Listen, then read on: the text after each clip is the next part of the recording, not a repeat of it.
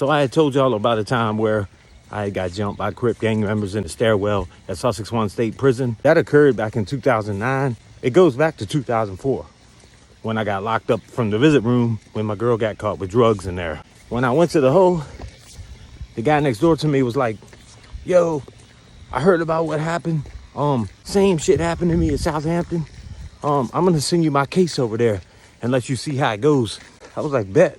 Basically, this guy got caught with a knife at Southampton. And at Southampton, they give you street time for that. This guy went to the investigators and was like, please don't give me extra time. There's some things going on here I can tell you about. He mentioned the corrections officers that were bringing in drugs and nurses that were bringing in drugs. So he basically set them up.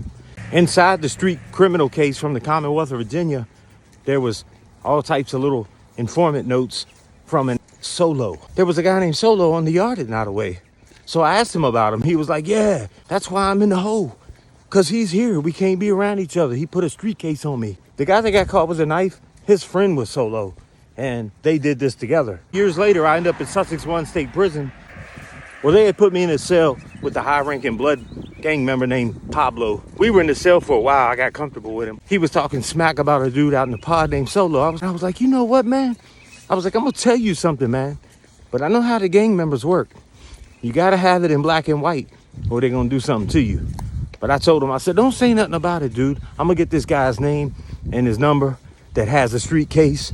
But I said, that dude Solo is a straight informant. He was sitting there like he was a big time Crip with all these little crash dummies underneath him. And that's what they do in prison. They hide. Some of them that call themselves OGs and shit, they just hiding from the truth. They got a bunch of puppets up underneath them handling anything that comes their way. So anyway, my cell partner Pablo didn't do what I said.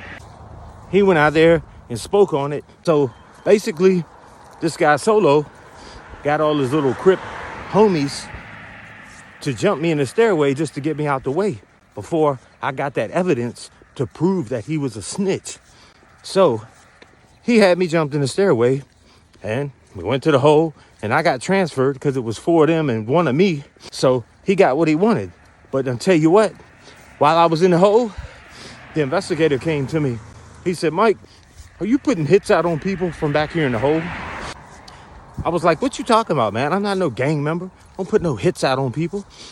He said, Mr. Solo is in a pod across the hall. He can't go back out on the yard. Said his own kind and Bloods are trying to hurt him. I think they stabbed him up and beat him up or whatever. I was glad to hear that. That's why they jumped me in that stairway. They was given an order by somebody they thought was legit and official. That was their big homie. And that dude was a straight snitch.